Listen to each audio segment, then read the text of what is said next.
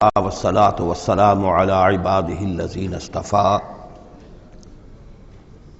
خصوصا على أفضلهم وخاتم النبيين محمد الأمين وعلى آله وصحبه أجمعين.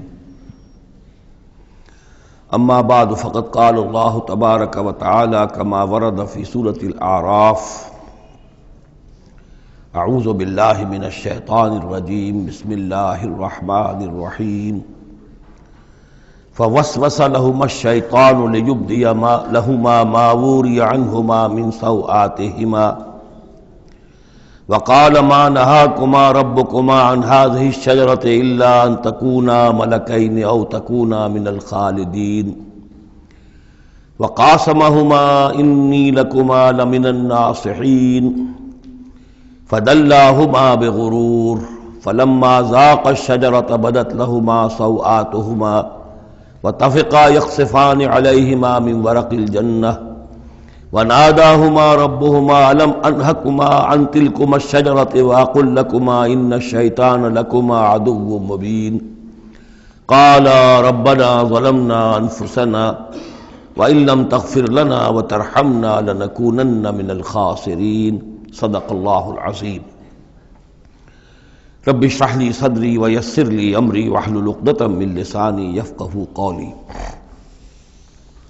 اللهم ربنا الهمنا رشدنا واعذنا من شرور انفسنا.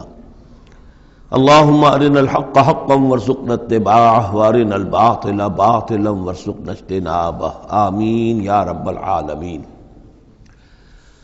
سورہ اعراف کے دوسرے رکوع میں قصہ آدم و ابلیس قرآن حکیم میں دوسری مرتبہ بیان ہو رہا ہے. اس سے پہلے یہ سورہ بقرہ میں اس کے چوتھے رکوع میں آ چکا ہے. البتہ آپ دیکھیں گے کہ اگرچہ یہ قصہ جو ہے قرآن مجید میں 7 مرتبہ آیا ہے، 6 مرتبہ مکی صورتوں میں اور 1 مرتبہ مدنی صورت میں، لیکن یہ کہ ہر جگہ کوئی نہ کوئی بات نئی ہے. اس لیے کہ جس دور سے بھی یہ تحریک جو ہے حضور کی دعوت کی گزر رہی تھی، اس دور کے حوالے سے کچھ چیزیں جو ہیں وہ ہر جگہ پر آپ کو مزید نمایاں ملیں گی. اب مثلاً اس رکوع کے شروع میں ہمیں وہ عظیم آیت ملی ہے کہ جس میں جمع کا صیغہ اختیار کیا گیا ہے. وَلَقَدْ خَلَقْنَاكُمْ ثُمَّ صَوَّرْنَاكُمْ ثُمَّ قُلْنَا لِلْمَلَائِكَةِ اسْجُدُوا لِآدَمَ فَسَجَدُوا إِلَّا إِبْلِيسَ. اس کے بارے میں پچھلی مرتبہ میں عرض کر چکا ہوں. اب دوسری بات جو آ رہی ہے وہ یہ ہے کہ جو شیطان نے ورغلایا حضرت آدم کو اور حضرت حوا کو سلام علیہما، کہ جس درخت کا پھل کھانے سے اللہ تعالیٰ نے انہیں روک دیا تھا، کسی طریقے سے ورغلا کر انہیں اس درخت کا پھل کھانے پر آمادہ کر لیا. اس کے لیے لفظ آیا فوسوس لہما. یہ وسوسہ اصل میں ہم یہ سمجھتے ہیں کہ شاید یہ چیزیں اس طور سے ہو رہی تھی جیسے کہ ہم ایک دوسرے کے سامنے کھڑے باتیں کر رہے ہیں، ایک دوسرے کو پہچان رہے ہیں، لیکن حضرت آدم اور حوا کے بھی دلوں میں وسوسہ اندازی کی ہے شیطان نے، جیسے کہ شیطان وسوسہ اندازی کرتا ہے ہمارے دلوں میں. یہ مکالمے اس طرح کے نہیں ہے کہ وہ ایک ہی محفل میں کھڑے ہوئے. عام طور پر سورہ بقرہ کے چوتھے رکوع میں بھی اور دوسرے مقامات پر بھی ہمارا تصور کچھ اور رہتا ہے، لیکن یہاں وہ پردے حائل ہیں. ابلیس جو ہے وہ یقیناً جو ہے جنات میں سے تھا. حضرت آدم علیہ السلام کے لیے اس وقت بھی وہ انویزیبل تھا. لہذا لفظ جو آیا ہے فوسوس لہما الشیطان، وسوسہ ان کے دلوں میں ڈالا. لیبدی لہما ما وری عنہما من سوآتہما. اب یہاں خاص طور پر ایک بات آ رہی ہے، اس کو ہم متشابہات ہی میں شمار کریں گے. یہاں ایک خاص اثر ظاہر کیا جا رہا ہے کہ وہ شجر ممنوع تھا، اس کا پھل کھانے کا ایک نتیجہ برآمد ہوا، اور وہ یہ ہوا کہ حضرت آدم اور حوا پر ان کی شرمگاہیں جو ہیں وہ نمایاں ہو گئیں. یا تو ایسا ہے کہ پہلے انہیں شعور نہیں تھا، اب شعور پیدا ہو گیا، یا یہ کہ انہیں کوئی خاص لباس جنت کا حلہ اللہ تعالیٰ نے عطا کیا ہوا تھا، وہ لباس اتر گیا اس درخت کا پھل کھانے کے نتیجے میں. یہ چیزیں ایسی ہیں کہ جس سے یقیناً بہت سے لوگوں کو کچھ قیاس آرائیوں کا موقع ملا ہے. بعض لوگوں کے نزدیک یہ نیکی اور بدی کی تمیز کا درخت ہے اصل میں، کہ جس کو کھاتے ہی نیکی اور بدی کی تمیز پیدا ہو جاتی ہے. بعض حضرات کا خیال یہ ہے کہ یہ اصل میں پہلا سیکشول ایکٹ ہے آدم اور حوا کے مابین جس کو اس سے تعبیر کیا گیا ہے۔ یہ مختلف آراء ہیں، مختلف جو ہیں اس میں قیاسات ہیں، لیکن صحیح بات شکل یہی ہے کہ اس کے ضمن میں ابھی ہمیں اس کو متشابہات ہی کے دائرے میں رکھ کر اور اس کے بارے میں کوئی قطعی اور حقیقی اور یقینی رائے جو ہے قائم کرنے کی کوشش نہیں کرنی چاہیے، تاکہ کہیں اور معلومات جو ہیں ہماری سائنس کے ذریعے سے اکتشافات اور معلومات کا دائرہ اور وسیع ہو جائے تو اس سے ہم پہنچ جائیں اس کی کنہ تک کہ وہ درخت کون سا تھا۔ لیکن یہاں ظاہر کیا گیا ہے کہ شیطان نے جو وسوسہ اندازی کی ان کے دلوں میں وہ یہ تھی، فوسوس لهما الشیطان لیبدی لهما ما وري عنهما من سوآتهما وقال ما نهاكما ربكما عن هذه الشجرة،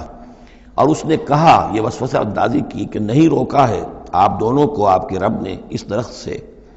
الا ان تکونا ملکین، مگر یہ کہ کہیں آپ نہ ہو جائیں فرشتے نہ بن جائیں، او تکونا من الخالدین، یا ہو جائیں آپ ہمیشہ ہمیش رہنے والے۔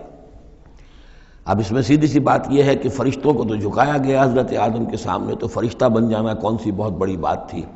لیکن یہ ہے کہ انسان بسا اوقات اپنی اصل حقیقت کو، اصل مقام کو بھول جاتا ہے، نسیان ہو جاتا ہے، اور یہ بات گویا کہ شیطان کے وسوسہ اندازی سے ان کے ذہن میں پیدا ہوئی، یا یہ کہ آپ ہمیشہ ہمیش رہیں اور آپ پر موت طاری نہ ہو۔ وَقَاسَمَهُمَا إِنِّي لَكُمَا لَمِنَ النَّاصِحِينَ، اور انہوں نے قسمیں کھا کھا کر اس نے یقین دلایا میں آپ کے لیے بہت یعنی مخلص ہوں، اور جو رائے دے رہا ہوں وہ بہت صحیح ہے۔ فَدَلَّاهُمَا بِغُرُورٍ، تو دھوکہ دے کر انہیں، جس کو ہم کہتے ہیں مائل کر ہی لیا، شیشے میں اتار ہی لیا۔ فَلَمَّا ذَاقَ الشَّجَرَةَ، تو جب ان دونوں نے چکھ لیا اس درخت کے پھل کو، بَدَتْ لَهُمَا سَوْآتُهُمَا، ظاہر ہو گئی ان پر ان کی شرمگاہیں، وَاتَّفِقَا يَخْصِفَانِ عَلَيْهِمَا مِنْ وَرَقِ الْجَنَّةِ، اور وہ اب لگے درخت کے جو جنت کے پتوں کو گانٹھ کر اپنے لیے لباس بنانے کے لیے، تفقا یخصفان، گانٹھنے لگے، جوڑنے لگے کہ جو جنت کے پتے تھے ان کو سی کر آپس میں اپنی سطر جو ہے سطر پوشی کریں اور اپنی شرمگاہوں کو ڈھانپیں۔ وَنَادَاهُمَا رَبُّهُمَا، اور اب پکارا انہیں ان کے پروردگار نے، أَلَمْ أَنْهَكُمَا، کیا میں نے منع نہیں کیا تھا تمہیں، أَن تِلْكُمَا الشَّجَرَةَ، اس درخت سے، وَأَقُلْ لَكُمَا، اور میں نے کیا کہا نہیں تھا تم سے، إِنَّ الشَّيْطَانَ لَكُمَا عَدُوٌّ مُّبِينٌ، کہ شیطان تم دونوں کے لیے بڑا کھلا دشمن ہے۔ قَالَا رَبَّنَا ظَلَمْنَا أَنفُسَنَا، تو ان دونوں نے کہا کہ اے رب ہمارے، ہم نے اپنے اوپر ظلم کیا، زیادتی کی، ہم اپنی غلطی کا اعتراف کرتے ہیں۔ وَإِن لَّمْ تَغْفِرْ لَنَا وَتَرْحَمْنَا لَنَكُونَنَّ مِنَ الْخَاسِرِينَ، اور اگر تو نے ہمیں معاف نہ فرما دیا اور ہم پر رحم نہ فرمایا تو ہم تو تباہ ہونے والوں میں ہو جائیں گے۔ یہاں ایک بات اور نوٹ کر لیجئے، ایک تو یہ کہ یہاں کہیں بھی ایسا اشارہ نہیں ہے کہ ابلیس نے یہ وسوسہ ابتداءً حضرت حوا کے دل میں کیا۔ عام طور پر ہمارے ہاں جو کہانیاں مشہور ہیں وہ یہ ہے کہ حوا جو ہے ذریعہ بنی ہے حضرت آدم کو بھی گمراہ کرنے کا، وہ اشارہ نہ سورہ بقرہ میں اس کا ہے نہ یہاں ہے، بلکہ جمع کوئی جو تثنیہ کا صیغہ ہے مسلسل چل رہا ہے، ان دونوں کے لیے معاملہ ہے، بیک وقت ہے۔ تو یہ اصل میں جو عیسائی دنیا میں تصور پیدا ہوا ہے کہ عورت فی نفس ہی برائی کی مظہر ہے، ایو سے ایول، ایو حوا اور ایول بری شے، یعنی عورت فی نفس ہی برائی کی جڑ ہے۔ چونکہ ان کے ہاں رہبانیت پیدا ہوئی، شادی نہ کرنا جو ہے وہ گویا کہ اعلیٰ روحانی زندگی کے لیے شرط قرار پایا، عورت سے قرب اور تعلق جو ہے وہ بڑی گھٹیا بات، دنیا داری کی زندگی، حیوانی زندگی قرار پائی۔ تو یہ تصورات قرآن میں کہیں نہیں ہیں، یہ تو جیسے کہ آدم کا معاملہ تھا ویسے حوا کا معاملہ تھا، اور شیطان نے دونوں کو ورگلایا ہے اور دونوں نے اللہ سے معافی مانگی ہے۔ دوسرے یہ کہ یہاں نوٹ کر لیجئے کہ یہاں یہ بتا دیا گیا کہ وہ الفاظ کیا تھے۔ وہاں سورہ بقرہ میں ہم پڑھا ہے فَتَلَقَّى آدَمُ مِن رَبِّهِ كَلِمَاتٍ فَتَابَ عَلَيْهِ، حضرت آدم کے دل سخت پشیمانی کے جذبات پیدا ہوئے، تو اس کے لیے الفاظ خود اللہ تعالیٰ نے تلقین فرما دیے، اور وہ الفاظ یہ ہیں ربنا ظلمنا انفسنا وان لم تغفر لنا وترحمنا لنکونن من الخاسرین۔ قال اهبطوا بعضكم لبعض عدو، اور اللہ نے فرمایا کہ اب اترو یہاں سے۔ حبوط کے بارے میں گفتگو میں سورہ بقرہ میں کر چکا ہوں، تم ایک دوسرے کے دشمن ہوگے۔ عداوت جو ہے وہ چل رہی ہے، شیطان اور اس کی ذریت اور حضرت آدم کی اولاد، اس کے مابین تو سب سے بڑی دشمنی ہے، مستقل دشمنی ہے۔ باقی یہ ہے کہ انسانوں کے اندر بھی آپس میں دشمنیاں چلتی ہیں۔ وَلَكُمْ فِي الْأَرْضِ مُسْتَقَرٌّ وَمَتَاعٌ إِلَىٰ حِينٍ، اور اب تمہارے لیے زمین میں ٹھکانہ ہے اور ساز و سامان ہے، ضرورت کی چیزیں ہیں، اِلَىٰ حِین، ایک وقت معین تک کے لیے۔ یہ ابدی نہیں ہے، ہمیشہ کے لیے نہیں ہے، ایک خاص وقت تک کے لیے اب تمہیں وہاں رہنا بسنا ہے، اور وہاں رہنے بسنے کے لیے جو ضروری چیزیں ہیں وہاں فراہم کر دی گئی ہیں۔ قَالَ فِيهَا تَحْيَوْنَ وَفِيهَا تَمُوتُونَ وَمِنْهَا تُخْرَجُونَ، ساتھ یہ بھی فرما دیا کہ اب اسی زمین میں تم رہو گے اور اسی میں تم مر کر داخل ہو جاؤ گے۔ فِيهَا تَمُوتُونَ، اسی میں مرو گے، وَمِنْهَا تُخْرَجُونَ، اور اسی میں سے تمہیں دوبارہ نکال لیا جائے گا، بعث بعد الموت۔ یا بنی آدم قد انزلنا علیکم لباسا یواری سوآتکم وریشا۔ اب یہاں ایک جو یعنی ایک راہبانہ تصور ہی، الٹا قسم کا راہبانہ تصور جو ہے، یوں سمجھیے کہ پیدا ہو گیا تھا عرب کے لوگوں میں بھی۔ وہ سمجھتے تھے جیسے آج بھی دنیا میں نیوڈسٹ سوسائٹیز جو ہیں وہ کہتے ہیں لباس ایک تکلف ہے، خام خواہ ہے۔ جب انسان کو اللہ نے پیدا کیا تو کوئی لباس نہیں ہوتا، پھر حیوانات کا کوئی لباس نہیں ہے، یہ خام خواہ ایک تکلف ہے انسان نے جو اپنے لیے اختیار کر لیا ہے۔ یہ خام خواہ شرم کی بات ہے، اور یہ شرم گاہیں ہیں، اور یہ ہے اور وہ ہے۔ تو اسی طرح کا معاملہ یہ ہے کہ بعض جو اس طرح کے یہ ملنگ قسم کے لوگ جو ہوتے ہیں، ان کے ہاں بھی وہ ننگے رہنے کا رواج، اور یہ کہ لباس کا ایک تکلف ہے، تکلف کی کوئی ضرورت نہیں ہے۔ عرب میں یہ رواج پڑ گیا تھا کہ مادر زاد برہنہ ہو کر مرد اور عورتیں طواف کرتے تھے خانہ کعبہ کا، اور یہ گویا کہ بڑا اونچا کام تھا، گویا کہ ہر تکلف سے، یعنی بہرحال اب بھی ہم طواف کرتے ہیں تو صرف 2 چادریں ہوتی ہیں۔ انہوں نے کہا کہ وہ چادروں کا تکلف بھی کیا کرنا ہے، بس جیسا بھی اللہ نے پیدا کیا ہے، مادر ذات برہنہ مرد اور عورتیں جو ہیں وہ طواف کرتے تھے، اور اس کو بڑا نیکی کا کام سمجھتے تھے۔ بہت یوں سمجھیے کہ اپنی یعنی سیلف اینیہیلیشن یا اپنی نفی ذات جو ہے اس کا بہت بڑا مظہرہ تھا۔ اب اس کی یہاں تردید ہو رہی ہے۔ یا بنی آدم، آدم کی اولاد، قد انزلنا علیکم لباسا، ہم نے تم پر لباس اتارا ہے، یواری سوآتکم، جو تمہارے شرمگاہوں کو ڈھانپتا ہے، وریشا، اور تمہارے لیے آرائش کا سبب بنتا ہے، زیبائش اور آرائش کا۔ لباس التقوی ذالک خیر، اور اس سے اوپر پھر ایک اور لباس ہے، اور وہ لباس ہے تقوی کا لباس۔ ظاہر ہے کہ وہ سب سے بہتر ہے۔ اگر تقوی کا لباس نہیں ہے تو بسا اوقات اور انسان لباس پہن کے بھی ننگا ہوتا ہے، اتنا تنگ لباس کہ اس میں جسم کے سارے نشیب و فراز ظاہر ہو رہے ہوں، یا اتنا باریک لباس عورتوں کا کہ جس میں وہ جسم اندر سے جھلک رہا ہو، تو وہ لباس پہنے ہوئے بھی، جیسے کہ حضور نے فرمایا، اللہ تعالیٰ لعنت فرمائے ان عورتوں پر جو لباس پہن کر بھی ننگی رہتی ہیں، عاریاتن کاسیاتن۔ تو لباس التقوی ذالک خیر، ایک اور اضافی جو ہے وہ تقوی کا ہے، شرم ہو، حیا ہو، تقوی ہو۔ ذالک من آیات اللہ لعلہم یذکرون، یہ اللہ تعالیٰ کی آیات میں سے ہے تاکہ یہ لوگ نصیحت اخذ کریں۔ یا بنی آدم لا یفتننکم الشیطان، اے بنی آدم دیکھو تمہیں شیطان اب نہ بچلانے پائے، نہ دھوکہ دینے پائے، نہ فتنے میں ڈالنے پائے۔ کما اخرج ابویکم من الجنہ، جیسے کہ تمہارے دونوں ماں باپ، جد امجد اور اماں حوا کو اس نے نکلوا دیا تھا۔ کما اخرج ابویکم من الجنہ، جنت سے، ینزع عنہما لباسہما، اور وہ ان سے اتروا لیا تھا اس نے ان کا لباس جنت کا، لیریہما سوآتہما، تاکہ دکھائے انہیں، ان پر عیاں کر دے ان کی شرمگاہیں۔ انہ یراکم ہوا وقبیلہ من حیث لا ترونہم، ایک بات جان لو کہ وہ یعنی ابلیس خود، چونکہ اسے بھی چھوٹ ملی ہوئی ہے قیامت تک کے لیے، وہ مسلسل زندہ ہے، اور قبیلہ، اور اس کی قوم، اس کی ذریت، اور اس کے جو ایجنٹ ہیں جنات میں سے، چونکہ وہ انویزیبل ہیں تو وہ تمہیں دیکھتے ہیں، تاکتے ہیں تمہیں، تم پر داؤ لگاتے ہیں۔ یراکم ہوا وقبیلہ من حیث لا ترونہم، جہاں سے تم انہیں نہیں دیکھ سکتے۔ انا جعلنا الشیاطین اولیاء للذین لا یؤمنون، ہم نے تو شیاطین کو ان لوگوں کا دوست بنا دیا جو ایمان نہیں لاتے، جو ایمان نہیں رکھتے، ایمان نہیں لاتے، تو شیطان جو ہے جیسے گندگی جو ہے اس کے اوپر مکھی آئے گی، ایسے ہی جہاں اللہ کا ذکر نہیں ہے، اللہ کا ایمان نہیں ہے، خانہ خالی را دیو می گیرد، تو وہاں یہ شیاطین جن جو ہے آ کر اڈا جمائیں گے۔ وَإِذَا فَعَلُوا فَاحِشَةً، اور جب یہ ایک بے حیائی کا کام کرتے ہیں، یعنی ننگے عریاں طواف، قَالُوا وَجَدْنَا عَلَيْهَا آبَاءَنَا، کہتے ہیں ہم نے پایا اپنے آباء و اجداد کو یہی کچھ کرتے ہوئے، وَاللَّهُ أَمَرَنَا بِهَا، اور جب ہمارے آباء و اجداد یہ کرتے تھے تو یقیناً اللہ ہی نے ہمیں اس کا حکم دیا ہوگا۔ یہ گویا کہ ان کے نزدیک سرکمسٹانشل ایویڈنس تھا کہ جب ایک ریت چلی آ رہی ہے، ایک رسم چلی آ رہی ہے تو یقیناً اللہ ہی نے کہا ہوگا۔ قل ان اللہ لا یامر بالفحشاء، نبی ان سے کہہ دیجیے اللہ تعالیٰ بے حیائی کا حکم نہیں دیتا۔ اتقولون علی اللہ ما لا تعلمون، تو کیا تم اللہ کی طرف منسوب کر رہے ہو، یعنی جھوٹ جڑ کر اور جھوٹ گھڑ کر اس کو جڑ رہے ہو اللہ کی جناب میں، جس کا کہ تمہیں کوئی علم حاصل نہیں ہے۔ قل امر ربی بالقسط، کہہ دیجئے اے نبی کہ میرے رب نے تو حکم دیا ہے انصاف کا، عدل کا، توازن کا۔ وَأَقِيمُوا وُجُوهَكُمْ عِنْدَ كُلِّ مَسْجِدٍ، اور اپنے رخ سیدھے کر لیا کرو ہر نماز کے وقت۔ مسجد جو ہے یہ اس میں ظرف ہے، اور ظرف زمان بھی ظرف مکان بھی۔ مسجد سجدے کی جگہ بھی مسجد ہے، اور سجدے کا وقت جو ہے ظرف زمان وہ بھی مسجد ہے۔ وَادْعُوهُ مُخْلِصِينَ لَهُ الدِّينَ، اور اس کو پکارا کرو، اس سے دعا کیا کرو، لیکن اس کے لیے اپنی اطاعت کو خالص کرتے ہوئے،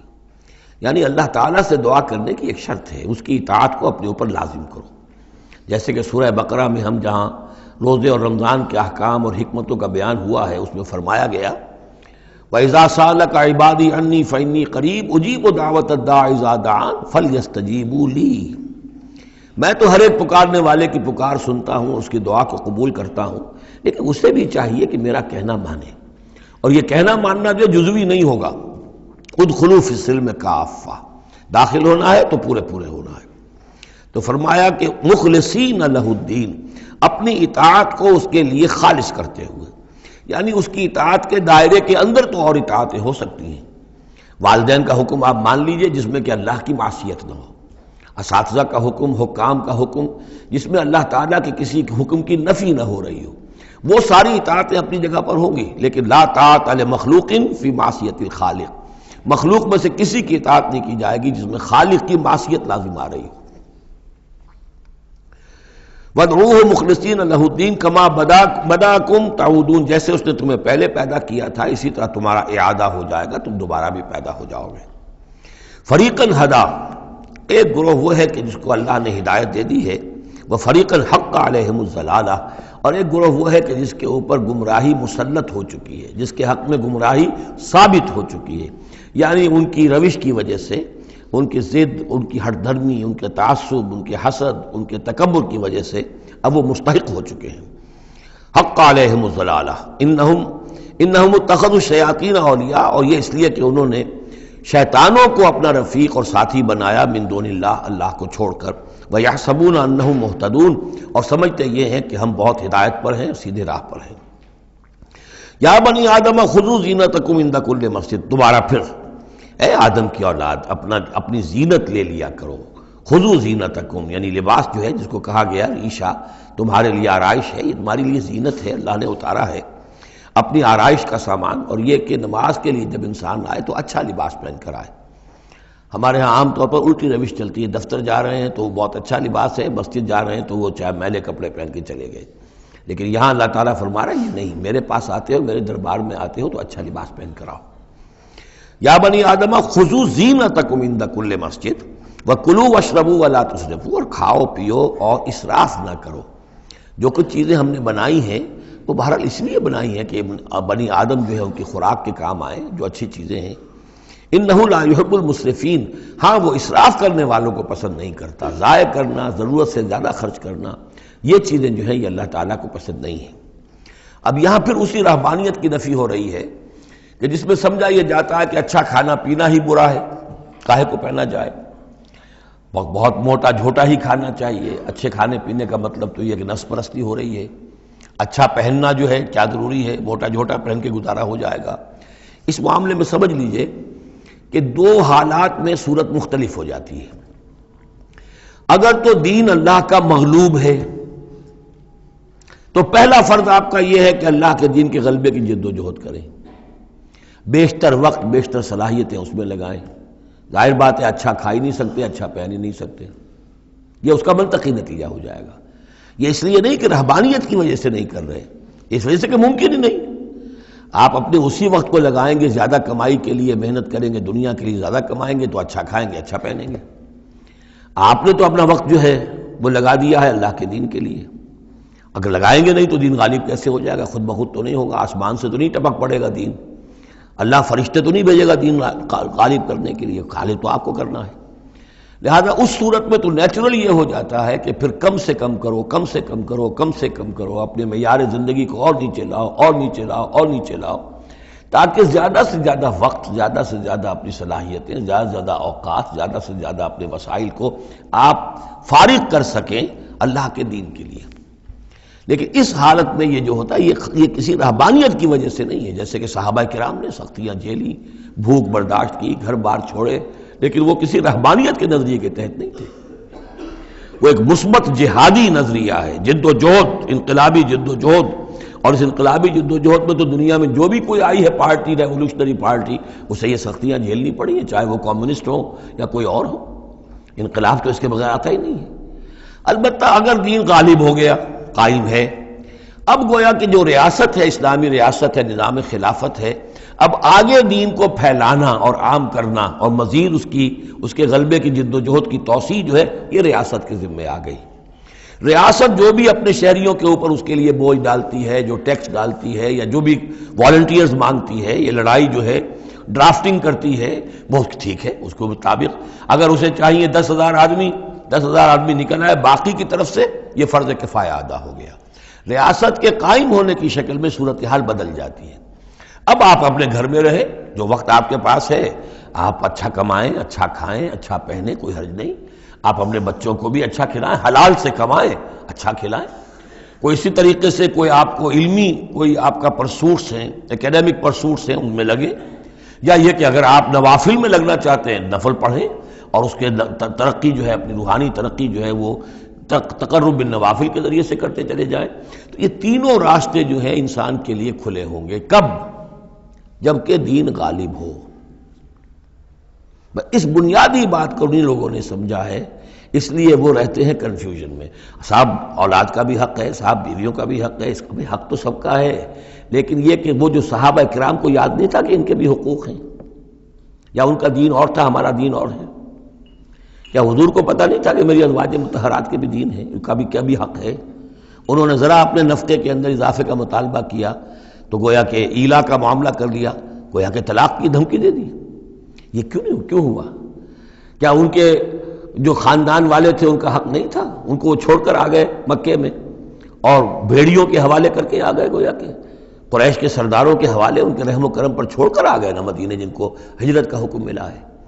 یہ ساری چیزیں دن میں یہ ہے، دو شکلیں مختلف۔ ایک ہے دین مغلوب ہے تو پہلا فرض ہے یہ کہ دین کو غالب کرنے کی جد و جہد کرو، ایک جماعتی زندگی کے اندر منسلک ہو کر تن من دھن، ان صلاتی و نسکی و مایایا و مماتی للہ رب العالمین، کم سے کم نکالو اپنے لیے، کم سے کم۔ اب ظاہر بات ہے اس میں تو پھر کم سے کم پر ہی گزارا کرنا ہوگا، صرف سبسسٹنس لیول جس کو کہا جائے، اپنے آپ کو برقرار رکھنے کے لیے، تاکہ جسم اور جان کا رشتہ تعلق جو ہے برقرار رہے، کام کر سکے آدمی۔ ہاں جب دین غالب ہو جائے اب مسئلہ بالکل مختلف ہو گیا ہے، اب ریاست ہے اور ریاست نے اپنی فوجیں بھی رکھی ہوئی ہیں، جو بھی ذرائع ہیں، ہاں جب بھی ضرورت ہوگی وہ شہریوں کو بلائے گی، اس وقت حاضر ہونا فرض ہو جائے گا، لیکن ورنہ عام حالات میں ریاست اس فرائض کو ادا کر رہی ہے۔ مزید توسیع دعوت دین کی اور غلبہ دین کی وہ ریاست کے ذمہ ہے، اسلامی ریاست ہے، نظام خلافت ہے۔ اب آپ جو ہے انڈیویجولز کی حیثیت سے اپنے کاروبار میں لگ جائیں، یا کوئی شخص اپنی روحانی ترقی میں لگ جائے، کوئی شخص یہ کہ دولت زیادہ سے زیادہ کمائے اور وہ اس کو ثواب کے کاموں میں صرف کرے، کوئی شخص جو ہے کسی سائنس میں، کسی اور شعبے میں اسے علمی دلچسپی ہو جائے، تحقیق کے کاموں میں، سارے راستے کھلے ہوں گے۔ اس صورت میں اچھا کھانا، اچھا پہننا کوئی حرام شے نہیں، تو جبکہ رہبانیت اس حالت میں بھی اس کے لیے کوئی گنجائش نہیں چھوڑتی، تو یہاں اس کی نفی کی جا رہی اس رہبانیت کے نظریے کی۔ قل من حرم زینت اللہ التی اخرج لعبادہ، کہیے ان سے پوچھئے کس نے حرام کی ہے وہ زینت جو اللہ نے نکالی ہے اپنے بندوں کے لیے، والطیبات من الرزق، اور کس نے حرام کیے ہیں پاکیزہ کھانے کی چیزیں۔ قل ہی للذین آمنوا فی الحیات الدنیا، کہہ دیجئے یہ تمام چیزیں دنیا کی زندگی میں بھی اللہ تعالیٰ نے تو اہل ایمان ہی کے لیے بنائی ہیں، خالصتاً یوم القیامہ، ہاں دنیا میں وہ کفار کو بھی دے رہا ہے، تم بھی کھا پی لو برت لو یہاں پہ جو کچھ کرنا ہے،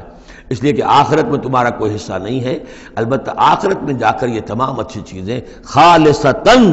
یوم القیامہ، قیامت کے دن تو یہ خالصتاً جو ہے اللہ کے اہل ایمان بندوں کے لیے ہو جائیں گی، پھر کافر کو کوئی شے نہیں ملے گی۔ کذالک نفصل الآیات، اس طرح ہم اپنی آیات کی وضاحت کرتے ہیں، لقومی یعلمون، ان لوگوں کے لیے جو علم رکھتے ہو یا جو علم حقیقی حاصل کرنا چاہیں۔ قل انما حرم ربی الفواحش ما ظہر منہا وما بطن، کہہ دیجئے کہ میرے رب نے تو حرام قرار دیا ہے بے حیائی کی باتوں کو، خواہ وہ اعلانیہ ہوں اور خواہ چھپی ہوئی ہوں، بے حیائی خواہ چھپی ہوئی ہوں، وہ بھی اللہ تعالیٰ کو پسند نہیں ہے، وہ بھی حرام ہے۔ والاسم، اور گناہ کو حرام کیا ہے، والبغی، اور ناحق زیادتی کرنا کسی دوسرے پر بغیر الحق، وان تشرکوا باللہ ما لم ينزل بہ سلطانہ، اور اس کو حرام ٹھہرایا ہے کہ تم اللہ کے ساتھ شریک ٹھہراؤ کسی ایسی چیز کو جس کے لیے اس نے کوئی سند نہیں اتاری ہے، وان تقولوا علی اللہ ما لا تعلمون، اور حرام قرار دیا اس بات کو کہ تم اللہ کی طرف منسوب کرو وہ چیزیں کہ جو تم نہیں جانتے، جس کے لیے تمہارے پاس کوئی علم نہیں ہے۔ وَلِكُلِّ أُمَّةٍ أَجَلٌ، ہر قوم کے لیے، ہر امت کے لیے ایک وقت معین ہے، یعنی جب بھی کبھی کوئی رسول ہم بھیجتے رہے ہیں تو ایک مدت ہوتی ہے، اس وقت تک اس کو مہلت ہوتی ہے قوم کو کہ وہ رسول کی دعوت سے استفادہ کر لے اور اپنے دلوں کو، اپنے باطن کو منور کر لے، صحیح راستے پر آ جائے، اس سے پہلے عذاب نہیں آئے گا۔ خواہ یہ کہ اہل ایمان تو چاہیں گے کہ جھٹپٹ عذاب آئے، اس لیے کہ بہرحال مسلمان اہل ایمان وہ بھی انسان ہوتے تھے، چکی کے دو پاٹوں کے درمیان پس رہے تھے تو کبھی کبھی خیال آ جاتا تھا کہ اب اللہ تعالیٰ کیوں انہیں اتنی ڈھیل دے رہا ہے، یا ابو جہل کو اتنی ڈھیل کیوں دے دی ہے کہ اس نے حضرت سمیہ رضی اللہ تعالیٰ عنہ کے ساتھ یہ سلوک کیا،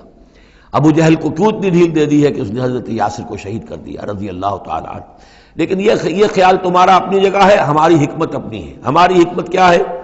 کہ جب رسول ہم نے بھیجا اس قوم کے لیے ایک اجل معین کر دی، اس اجل سے پہلے عذاب آئے گا نہیں، ہاں جب وہ اجل آ جائے گی پھر وہ رکے گا نہیں، اس کے اندر اندر معاملہ انہیں طے کرنا ہے، ادھر یا ادھر۔ وَلِكُلِّ أُمَّةٍ أَجَلٌ، یہ ہم پڑھ چکے سورہ نام میں کہ اگر میرے پاس ہوتی وہ شے، میرے اختیار میں ہوتی کہ جو تم جلدی مچا رہے ہو، تو کبھی کا میرا اور تمہارے درمیان قصہ جو ہے چکایا جا چکا ہوتا۔ فَإِذَا جَاءَ أَجَلُهُمْ، لیکن جب ان کی اجل آ جائے گی، لَا يَسْتَأْخِرُونَ سَاعَةً وَلَا يَسْتَقْدِمُونَ، نہ تو وہ اس کو مؤخر کر سکیں گے ایک گھڑی بھی، اور نہ ہی اس سے کھسک سکیں گے، سرک سکیں گے آگے کی طرف۔ یا بنی آدم اما یاتینکم رسل، اب یہ وہی آیت آ گئی جو سورہ بقرہ میں بھی آئی تھی، فاما یاتینکم منی ھدی فمن تبع ھدایا فلا خوف علیہم ولا هم یحزنون والذین کفروا وکذبوا بآیاتنا اولئک اصحاب النار هم فیہا خالدون۔ یا بنی آدم اما یاتینکم رسل منکم، اے بنی آدم جب بھی تمہارے پاس آئیں گے رسول، تم ہی میں سے ہوں گے، تم میں سے تمہاری قوم کے لوگ ہوں گے، یقصون علیکم آیاتی، جو تمہیں میری آیات سنائیں گے، فمن اتقی واصلح، تو جو بھی تقوی کی روش اختیار کرے گا اور اصلاح کر لے گا اور نیکی کی روش اختیار کرے گا، فلا خوف علیہم ولا هم یحزنون، ان کے لیے نہ کوئی خوف ہوگا اور نہ وہ کسی حزن سے دوچار ہوں گے۔ والذین کذبوا بآیاتنا واستکبروا عنہا، اور جو ہماری آیات کو جھٹلائیں گے اور تکبر کی بنا پر انہیں رد کر دیں گے، استکبروا عنہا، استکبار کی بنیاد پر، تکبر کی بنیاد پر رد کر دیں گے، اولئک اصحاب النار هم فیہا خالدون، وہ جہنمی ہوں گے اور رہیں گے ہمیشہ ہمیش۔ فمن اظلم ممن افتری علی اللہ کذبا وکذب بآیاتہ، پھر وہ اس شخص سے بڑھ کر ظالم اور کون ہوگا جو اللہ کی طرف کوئی غلط بات منسوب کرے، افترا کرے اللہ کی طرف، اور یا اللہ کی آیات کو جھٹلائے، یہ دونوں ہم وزن ہیں۔ اولئک ینالہم نصیبہم من الکتاب، ان کو جو بھی دنیا میں رزق وغیرہ کا معاملہ ہے وہ تو ان کو مل جائے گا، یہاں دنیا میں تو ہم نے یہ سورہ بنی اسرائیل میں مضمون آئے گا، اب کوئی شخص کفر کرے اللہ فوراً اس کی روزی روک لے اور ایک دن کے اندر اندر وہ یہ بھوک سے مر جائے، ایسا نہیں ہے۔ جو ہم نے یہاں پہ ان کے لیے لکھا ہوا ہے جو رزق ہے اس دنیا کے اندر، وہ تو انہیں ملتا رہے گا، وہ رکتا نہیں ہے، انہیں اپنے اس نصیب میں سے حصہ مل جائے گا۔ حتیٰ اذا جاءتہم رسلنا، ہاں پھر جب ہمارے فرشتادے، ہمارے بھیجے ہوئے فرشتے ان کے پاس آ جائیں گے، یتوفونہم، ان کو قبض کرنے کے لیے، قالوا این ما کنتم تدعون من دون اللہ، تو وہ کہیں گے کہاں ہیں وہ جن کو آپ پکارا کرتے تھے اللہ کے سوا، جن کو ڈنڈوت کرتے تھے اور جن کے سامنے متھے ٹیکتے تھے اور جن سے دعائیں کرتے تھے اور گڑ گڑاتے تھے۔ قالوا ضلوا عنا، وہ کہیں گے وہ سب گم ہو گئے، ہوا ہو گئے، ہم سے سب جاتے رہے۔ ضلوا عنا وشہدوا علی انفسہم انہم کانوا کافرین، اور وہ خود اپنے خلاف یہ گواہی دیں گے کہ واقعتاً ہم تھے ناشکرے، ہم نے کفر کی روش اختیار کی۔ قالت خلوا فی امم قد خلت من قبلکم من الجن والانس، کہا جائے گا کہ اچھا داخل ہو جاؤ ان امتوں میں جو تم سے پہلے گزر چکی ہیں جنوں اور انسانوں میں سے، نار میں، آگ میں، یعنی ایک ایک قوم کا حساب ہوتا جائے گا اور وہ جہنم کے اندر جھونکے جاتے رہیں گے۔ پہلی نسل گئی، پھر اس کے بعد دوسری آئی، دوسری گئی، تیسری آئی۔ اب ان میں ایک مکالمہ ہوگا۔ ظاہر بات ہے جو پہلے گئے تھے وہ تھے بزرگ، بڑے تھے، لیڈر تھے، یا یہ کہ وہ پچھلی نسل تھی جنہوں نے بدعات شروع کی تھیں، خرافات کا آغاز کیا تھا۔ یہ بعد میں آنے والے ان پر لعنت کریں گے کہ تم نے ہمیں مروایا، تمہاری وجہ سے ہم بھی برباد ہو کر یہاں آئے ہیں، تو تمہیں دوہرا عذاب ملنا چاہیے۔ لیکن یہ کہ وہاں وہ کہیں گے کہ نہیں، ہم جیسے ہم گمراہ تھے ویسے انہوں نے تمہیں گمراہ کیا، تو یہ مکالمہ ہوگا۔ اور یہ نوٹ کر لیجئے، یہ جو میں نے عرض کیا تھا کہ اس سورہ مبارکہ میں ایام اللہ جو ہے یہ اس کا مین تھیم ہے۔ تو ایام اللہ کو یوں سمجھیے کہ ایک تو انسانی تخلیق کے اعتبار سے، ایک تو وہ ازل ہے جبکہ آدم کی تخلیق ہوئی، قصہ آدم و ابلیس ہوا، یہاں سے تو ہمارا وہ وقت جو ہے وہ شروع ہوتا ہے، اور جنت اور دوزخ میں پہنچ کر گویا کہ وہ ایک دور ختم ہوتا ہے، وہ آخری بات ہے۔ یہ ہے انتہا اور ابتدا۔ اس کے مابین ہے کہ جو انبیاء آئے، رسول آئے، ان کی داستانیں ہیں، ان کے حالات ہیں، ان کے واقعات ہیں، قوم نوح اور قوم ہود اور قوم صالح۔ تو یہ یہاں پر ایسا کیا گیا کہ پہلے وہ تخلیق کا مرحلہ آدم کا، اور وہ قصہ آدم و ابلیس آ گیا اول۔ اب جو جہنم کا اور جنت کا تذکرہ آ رہا ہے اور ان کی آپس کی گفتگویں ہوں گی، اور کچھ لوگ ایسے بھی ہوں گے نہ جو جہنم میں ابھی گئے ہوں گے، نہ جنت میں داخلہ ملا ہوگا، درمیان میں کہیں ہوں گے، صاحب اعراف ہوں گے، اصحاب اعراف، تو ان کا مکالمہ آ رہا ہے۔ یہ دونوں بگننگ اور اینڈ دکھا کر اور پھر سلسلہ شروع ہوگا انبیاء کرام اور رسولوں کے حالات کا۔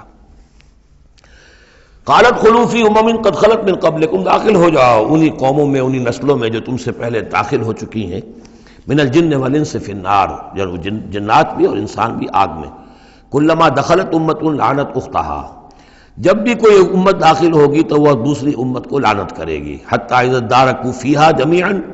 اور جب وہ سب کے سب اس میں گر چکیں گی، تمام کی تمام نسلیں اور امتیں، قالت اخراہم لاولاہم، تو بعد میں آنے والی کہے گی پہلی نسل سے، ربنا ہؤلاء اضلونا، اے اللہ ان بدبختوں نے ہمیں گمراہ کیا تھا۔ دنیا میں تو کہتے تھے کہ ہمارے آباء و اجداد ہیں، ہمارے اسلاف ہیں، ان کی ریتیں ہیں، ان کی روایتیں ہیں، ان کی چیزیں ہیں، کیسے چھیڑ دیں۔ لیکن یہاں پر کیا ہوگا؟ ربنا ہؤلاء اضلونا، ان لوگوں نے ہمیں برباد کیا، انہوں نے ہمیں گمراہ کیا، فآتہم عذابا ضعفا من النار، تو انہیں تو دگنا عذاب دے آگ میں سے۔ قال لکل ضعف، اللہ فرمائے گا نہیں، سب کے لیے دگنا ہے، جیسے یہ نے تم کو گمراہ کر کے آئے تھے، تم بھی اپنے بعد والوں کو گمراہ کر کے آئے ہو۔ تو یہ تو گویا کہ سلسلہ چل رہا ہے۔ تو اس لیے یہ کہ وہ تو ہر ایک کو سوچنا چاہیے تھا کہ اپنی عقل سے کام لیتا، ہم نے تمہیں عقل دی تھی، شعور دیا تھا، کیوں تم تقلید اعمیٰ کے اندر مبتلا رہے؟ آباء و اجداد کی تقلید ہو رہی ہے، اپنے لیڈروں کی تقلید ہو رہی ہے، تو یہ تقلید اعمیٰ کے لیے تمہیں میں نے آنکھیں دی تھی، تمہیں کان دیے تھے، تمہیں میں نے عقل دی تھی، تمہیں نیکی اور بدی کا شعور دیا تھا، ہر شخص جو ہے وہ ذمہ دار ہے۔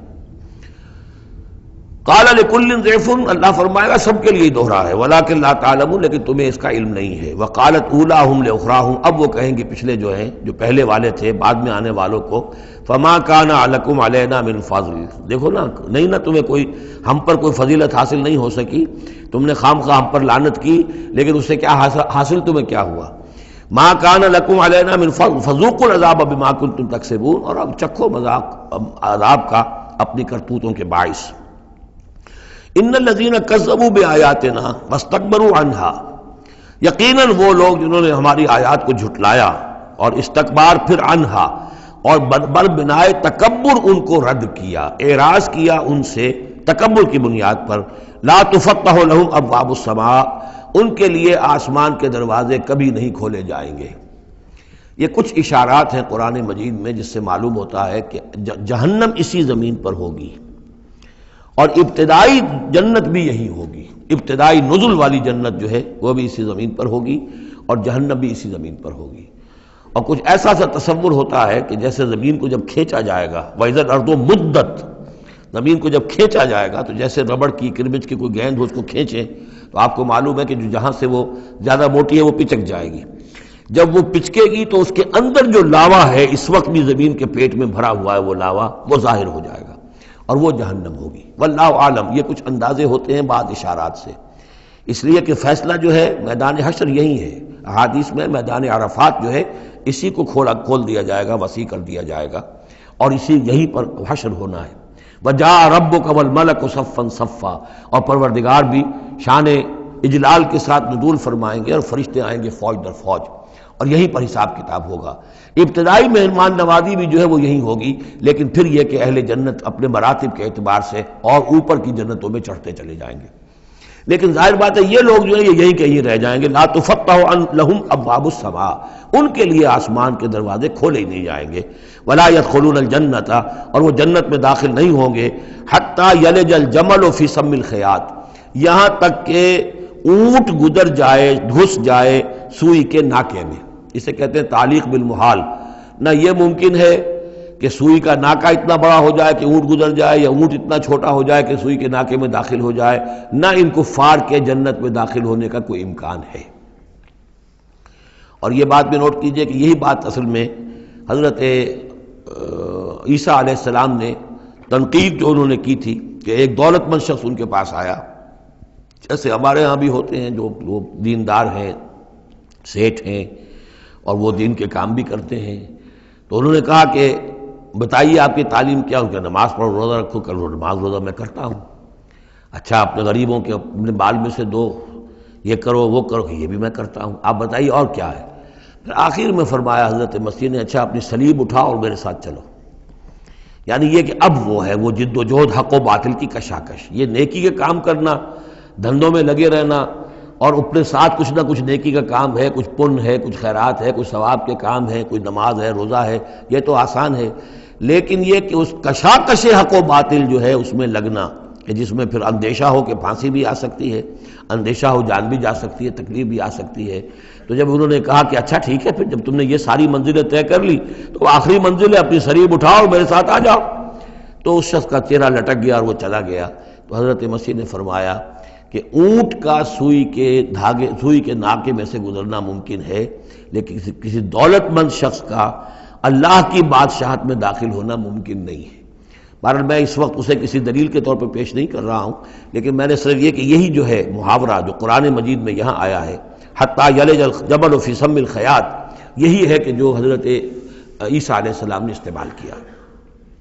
وَكَذَلِكَ نَجْزِي الْمُجْرِمِينَ، اور اسی طرح ہم بدلہ دیتے ہیں مجرموں کو۔ لَهُم مِّن جَهَنَّمَ مِہَادٌ، ان کے لیے جہنم ہی کا ہوگا بچھونا، وَمِن فَوْقِهِمْ غَوَاشٍ، اور اسی کا اوڑھنا ہوگا، لحاف بھی اسی کا ہے آگ کا، اور اس کے گدے بھی۔ وَكَذَلِكَ نَجْزِي الظَّالِمِينَ، اور اسی طرح ہم ظالموں کو بدلہ دیں گے۔ وَالَّذِينَ آمَنُوا وَعَمِلُوا الصَّالِحَاتِ، اور وہ لوگ جو ایمان لائے اور جنہوں نے نیک عمل کیے، لَا نُكَلِّفُ نَفْسًا إِلَّا وُسْعَهَا، پھر آ گئی وہی بات، ہم کسی کو ذمہ دار نہیں ٹھہرائیں گے کسی جان کو مگر اس کی وسعت کے مطابق۔ محاسبہ ہوگا انڈیویجول، ہم نے کیا کیا کچھ اسے دیا تھا اس کے حساب سے ہم اس سے حساب لیں گے۔ اولئک اصحاب الجنہ، وہ ہوں گے جنت والے، ہم فیہا خالدون، اور اس میں رہیں گے ہمیشہ ہمیشہ۔ وَنَزَعْنَا مَا فِي صُدُورِهِم مِّن غِلٍّ، اور ہم نکال دیں گے جو کچھ ان کے سینوں میں ہوگا ایک دوسرے کی طرف سے کوئی میل۔ یعنی اہل ایمان بھی انسان ہوتے ہیں، شکوے شکایتیں ہو جاتی ہیں،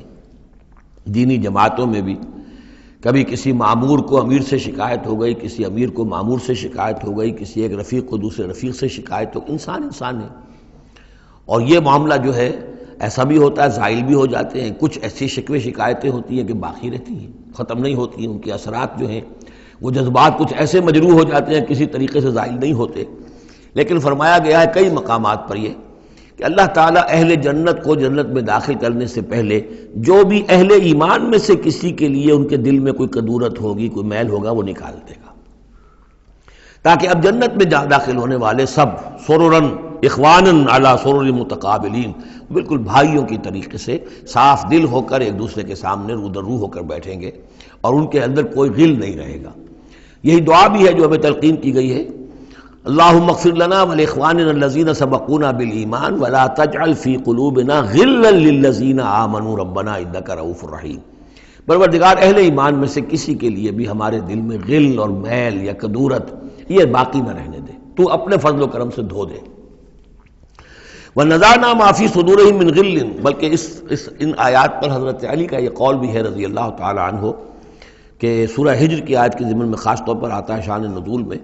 تو انہوں نے فرمایا کہ یہ میرے اور معاویہ کے کا ذکر ہے جو یہاں ہو رہا ہے۔ ظاہر بات ہے جنگیں ہوئی ہیں حضرت علی رضی اللہ عنہ اور حضرت معاویہ رضی اللہ عنہ،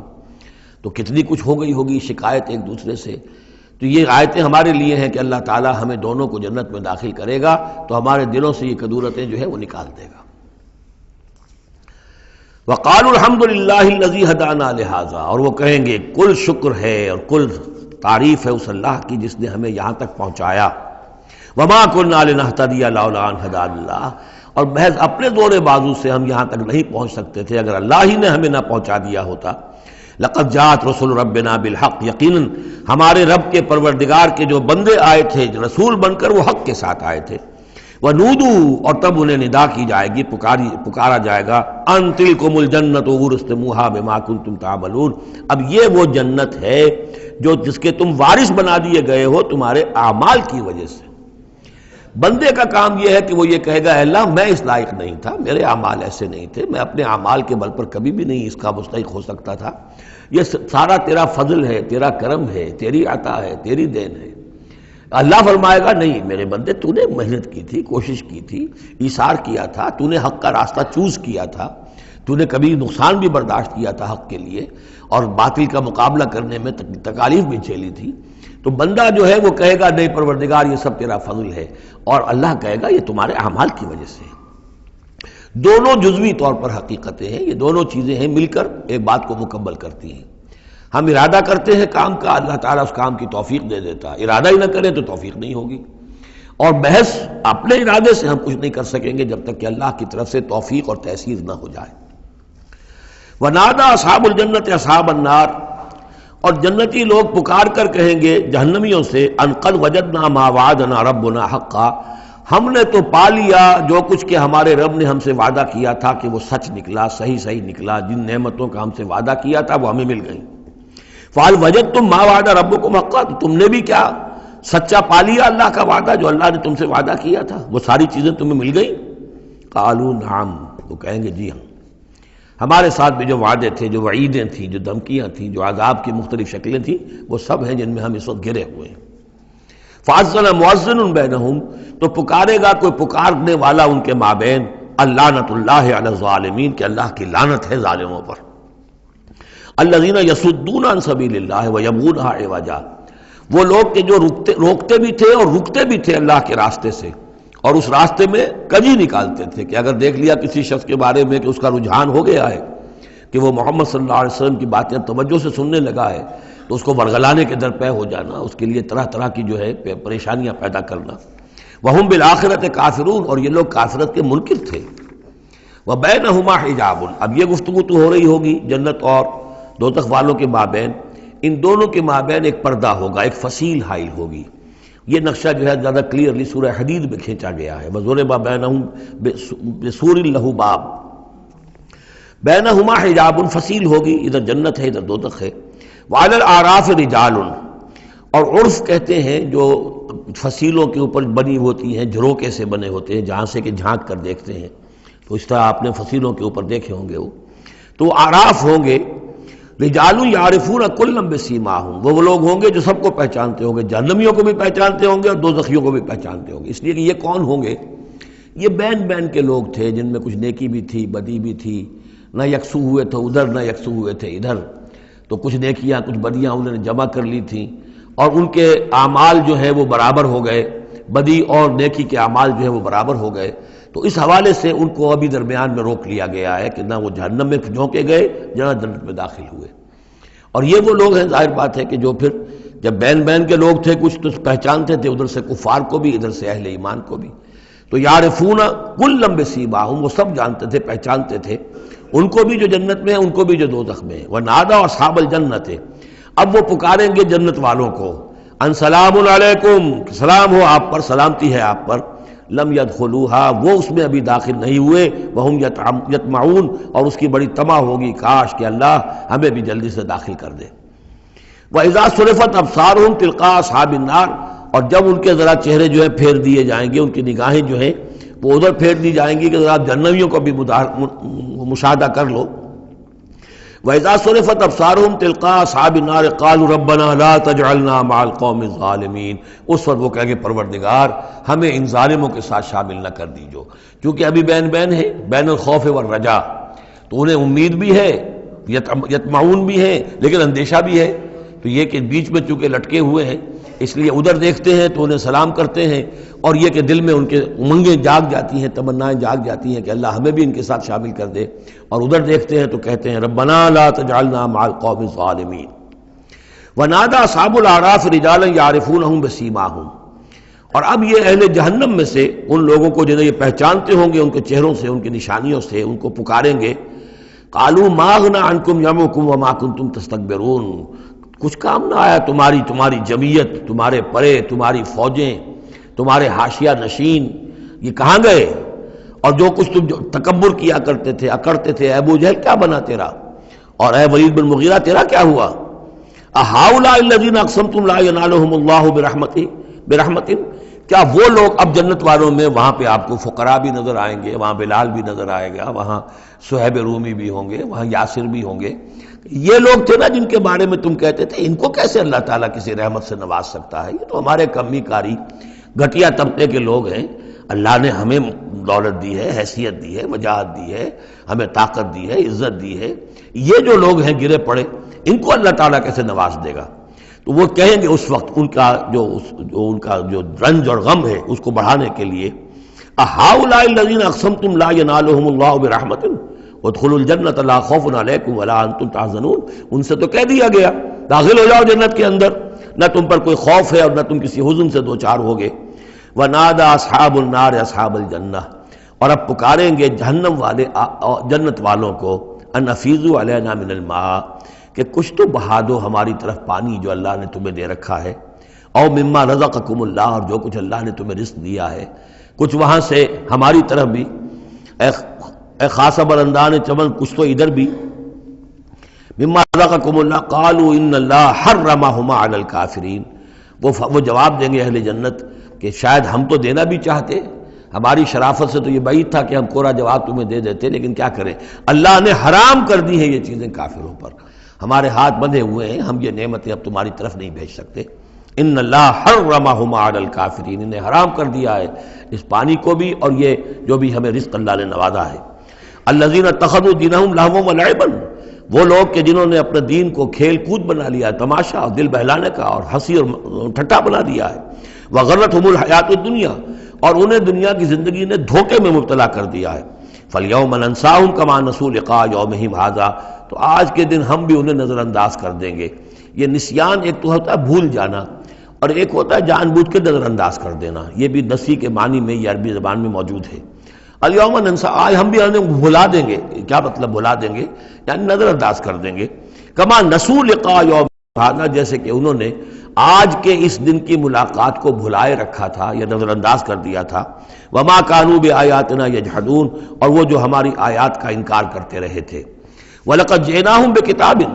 اور ہم تو ان کے پاس لے آئے تھے ایک کتاب، فَصَّلْنَاهُ عَلَىٰ عِلْمٍ،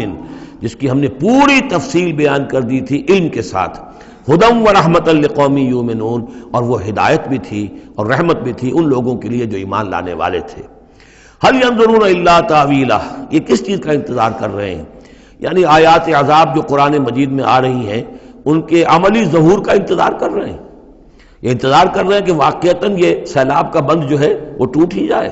اور واقعتاً ان کے اوپر جو سیلاب کا دھارا ہے عذاب کا وہ آ جائے۔ هل ينظرون الا تاویلہ، اس انجام کی فکر کر رہے ہیں، اس کا انتظار کر رہے ہیں۔ یوم یاتی تاویلہ، جس دن کہ اس کا مصداق ظاہر ہو جائے گا۔ یقول الذین نسوہ من قبل، تو کہیں گے وہی لوگ جنہوں نے اسے بھلا دیا تھا، پہلے نظر انداز کر دیا تھا، قد جاءت رسل ربنا بالحق، اس وقت وہ کہیں گے کہ یقیناً ہمارے پروردگار کے جو رسول آئے تھے، پیغامبر آئے تھے، وہ حق کے ساتھ آئے تھے۔ فہل لنا من شفعاء، تو ہے کوئی ہمارے لیے سفارش کرنے والے؟ ہل لنا من شفعاء فیشفعوا لنا، کہ وہ ہمارے لیے شفاعت کریں، سفارش کریں۔ اور نردو، یا یہ کوئی ایسی شکل پیدا کر دیں کہ ہمیں لوٹا دیا جائے، ہمیں دوبارہ دنیا میں بھیج دیا جائے، فنعمل غیر الذی کنا نعمل، تاکہ پھر ہم عمل کریں اس کے برعکس کے جو ہم کرتے رہے تھے۔ قد خسروا انفسهم، نہیں اب اس کا کوئی امکان نہیں، اب تو وہ اپنے آپ کو ہلاک کر چکے، برباد ہو چکے۔ وضل عنہم ما كانوا یفترون، اور جو افتراء وہ کرتے رہے تھے وہ ان کے ہاتھوں سے گم ہو گیا، ہاتھوں کے طوطے اڑ گئے۔ ان ربکم اللہ الذی خلق السماوات والارض فی ستۃ ایام، جان لو تمہارا پروردگار وہ اللہ ہے جس نے پیدا کیے آسمان اور زمین 6 دنوں میں۔ ثم استوى علی العرش، پھر متمکن ہوا ہے عرش پر۔ اب یہ عرش بھی جیسا کہ میں عرض کر چکا ہوں یہ بھی آیات متشابہات میں سے ہے، اس کی کوئی حقیقت بھی ہو سکتی ہے کہ کوئی واقعتاً مجسم کوئی شے ہو، کوئی چیز ہو فی الواقع کسی جگہ پر ہو، اور یہ بھی ہو سکتا ہے کہ اس سے مراد محض استعارہ ہو، واللہ عالم۔ عالم غیب کی یہ ساری خبریں جو ہیں، یہ میں نے جیسا کہ عرض کیا یہ مستقل طور پر یہ تو آیات متشابہات ہی میں رہیں گی، یہ تو عالم آخرت میں داخل ہونے کے بعد ہی اس کے حقائق منکشف ہوں گے۔ البتہ جو سائنٹیفک فنومینا وغیرہ ہیں ان کے بارے میں تدریجاً بعض آیات متشابہات جو ہیں وہ اب محکمات کی شکل اختیار کر چکی ہیں، بعد اور کر لیں گی، واللہ عالم۔ یغشی اللیل النہار، وہ ڈھانپ دیتا ہے رات کو دن پر، یا رات کو ڈھانپ دیتا ہے دن سے۔ یطلبہ حثیثا، اور وہ اس کے پیچھے لگا ہوا آتا دوڑتا ہوا، دن رات کے پیچھے رات دن کے پیچھے۔ والشمس والقمر، اور سورج کو پیدا کیا اس نے اور چاند کو، والنجوم، اور ستاروں کو، مسخرات بامرہ، اور یہ سب کے سب اس کے حکم سے اپنے اپنے کاموں میں لگے ہوئے ہیں، مسخر ہیں، جو بھی قاعدہ قانون ہے اس کی اطاعت کر رہے ہیں۔ الا لہ الخلق والامر، آگاہ ہو جاؤ اسی کے لیے ہے خلق اور اسی کے لیے ہے امر۔ یہ آیت جو ہے اس کے 2 مفہوم ذہن میں رکھیے، ایک جو ہے جو بہت سادہ ہے، سطحی مفہوم ہے، وہ بھی درست ہے کہ ایک ہے تخلیق اور ایک ہے پھر اللہ کا حکم۔ کائنات اس نے بنائی اور اب اس کا حکم ہے یہ کرو یہ نہ کرو، یہ اوامر ہے، یہ نواہی ہے، یہ شریعت ہے۔ لیکن اس کا ایک گہرا مفہوم بھی ہے کہ اصل میں کریشن جو ہے اس کائنات میں 2 سطح پر ہوئی ہے، ایک عالم امر ہے، ایک عالم خلق ہے۔ عالم امر میں صرف کریشن ایکس نیہلو ہوتی ہے، عدم محض سے تخلیق، اور اس میں ٹائم فیکٹر بالکل نہیں ہوتا، کن فیکون، کوئی ٹائم فیکٹر نہیں، بغیر کسی مادے کے، بغیر کسی پری ایگزسٹنگ شے کے کچھ پیدا کر دینا اور اس میں کسی ٹائم فیکٹر کا نہ ہونا، یہ عالم امر کے خواص ہے۔ عالم خلق میں کسی شے سے دوسری شے بنتی ہے اور اس کے بعد اس میں ٹائم لازمن ہے۔ انسان ہے 9 مہینے رحم مادر کے اندر بچہ رہے گا، 8 مہینے رہے، 7 مہینے رہے، بہرحال اسے وقت لگے گا۔ آم کی گٹھلی ہے، اس آم کی گٹھلی کو درخت بننے میں کئی سال لگیں گے۔ آسمان اور زمین کی تخلیق ہوئی ہے 6 دنوں میں، ہمیشہ یہ اس کا ذکر ہوگا، اور ظاہر بات ہے 6 دن وہ ہمارے دن تو نہیں ہے، قرآن مجید میں تو کہہ دیا گیا اللہ کا ایک دن 1000 برس کا بھی ہے، ایک دن 50,000 برس کا بھی ہے، یہ ملینمز بھی ہو سکتے ہیں۔ تو اللہ تعالیٰ نے بنایا ہے آسمان اور زمین کو 6 دنوں میں، تاحال یہ 6 دن ہمارے لیے یہ بھی آیات متشابہات میں سے ہے، لیکن میں سمجھتا ہوں کہ 6 دن اور 7 آسمان یہ تو زیادہ دیر نہیں گزرے گی کہ انشاءاللہ ان کی حقیقت منکشف ہو جائے گی سائنس کی مزید اکتشافات کے ذریعے سے، اور یہ آیات متشابہات کے دائرے سے نکل کر آیات محکمات میں آ جائیں گی۔ لیکن یہ کہ اصل بات جو ہے وہ یہ ہے کہ خلق اور امر، اب امر، عالم امر سے متعلق نوٹ کر لیجئے صرف 3 چیزیں ہیں، ارواح انسانی، روحم من امرنا، یسألونک عن الروح قل الروح من امر ربی،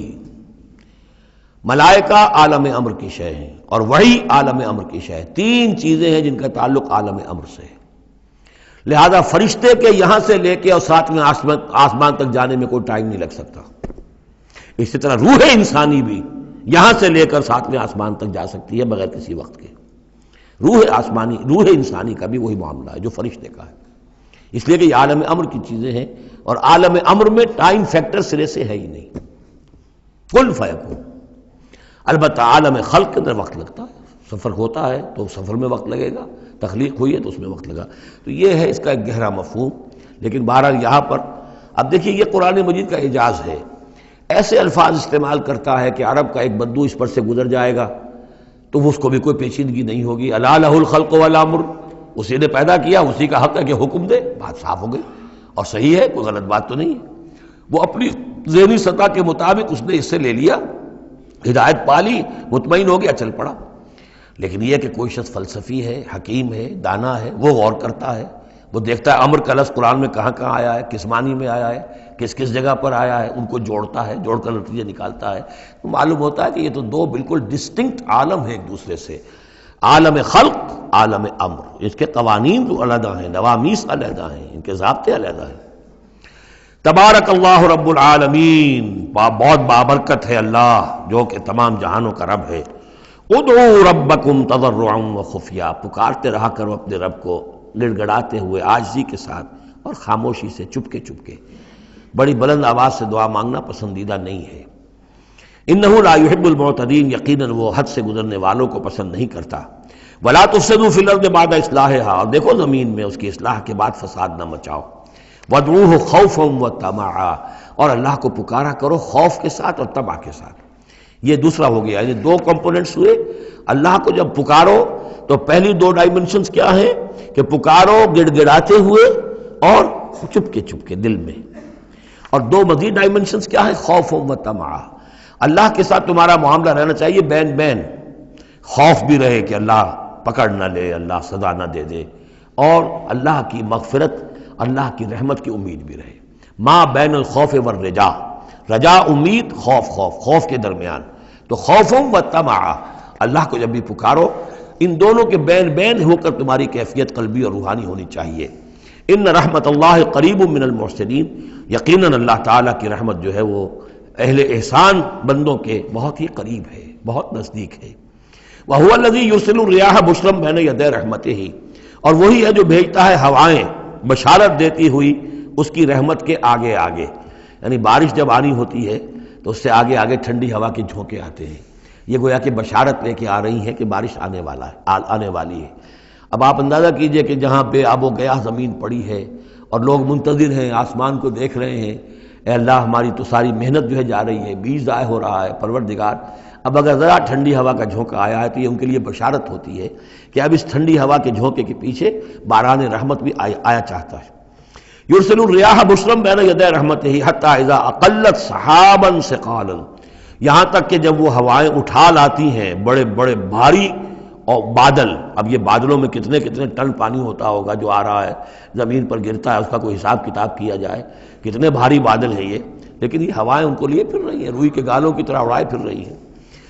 سقناہ لبلد میت، تو ہم اس کو ہانک دیتے ہیں اس پانی کو ایک مردہ زمین کی طرف، بے آب و گیا وادی کی طرف۔ فانزلنا بہ الماء، ہم ان بادلوں کو ہانک دیتے ہیں، وہ جو ہے ہانک کر لے جاتی ہیں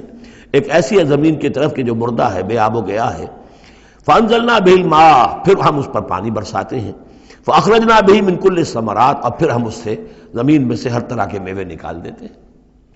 اور کچھ نہیں تو گھاس ہی ہو گئی، چراگاہی ہو گئی، اور اگر آپ نے کچھ بیج ڈالے ہوئے تھے یا یہ کہ بیج پڑے ہوئے تھے کسی باغ کے اندر، اوپر سے گر گر کے اس کے پھلوں میں سے وہ خود بخود پھوٹیں گے، اور وہ جو اللہ تعالیٰ کی طرف سے جو ہے وہ زمین کے اپنے خزانے نکال دے گی۔ کذالک نخرج الموتیٰ، یہ ہے اصل جو تشبیہ دی گئی، اسی طرح ہم مردوں کو نکال لائیں گے زمین سے۔ یعنی زمین مردہ ہوتی ہے، کوئی اس کے اندر زندگی کے آثار نہیں ہوتے، کہیں کوئی وہ جو ہے کوئی بھی آپ دیکھیں کوئی ہریاول نہیں کوئی، بلکہ وہاں پہ بسا اوقات تو ایسی ویرانی ہوتی ہے کہ کوئی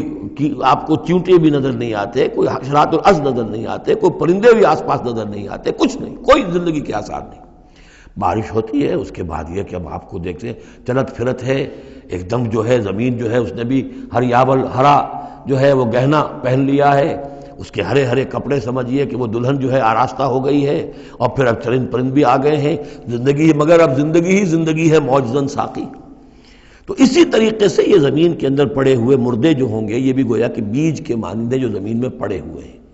ہمارا حکم آئے گا اور یہ پھوٹ کر نکل آئیں گے۔ کذالک نخرج الموتیٰ لعلکم تذکرون، تاکہ تم نصیحت اخذ کرو۔ والبلد الطیب یخرج نباتہ باذن ربہ، اور جو اچھی زمین ہوتی ہے زرخیز، وہ اپنے رب کے حکم سے اپنا سبزہ نکالتی ہے، اس میں سے نکلتی ہے پیداوار۔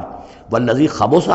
اور زمین ایسی بھی ہوتی ہے کہ جس میں رویدگی ہے ہی نہیں، زرخیزی ہے ہی نہیں، جو خراب زمین ہے لا یخرج الا نکدا، وہ کچھ نہیں نکالتی مگر کوئی ناقص سی چیز نکال دے گی، جھاڑ جھکاڑ کچھ ہو جائیں گے۔ یہ نکھد لفظ جو پنجابی میں سرائکی میں استعمال کرتے ہیں، یہی اسی لفظ کی نکدہ،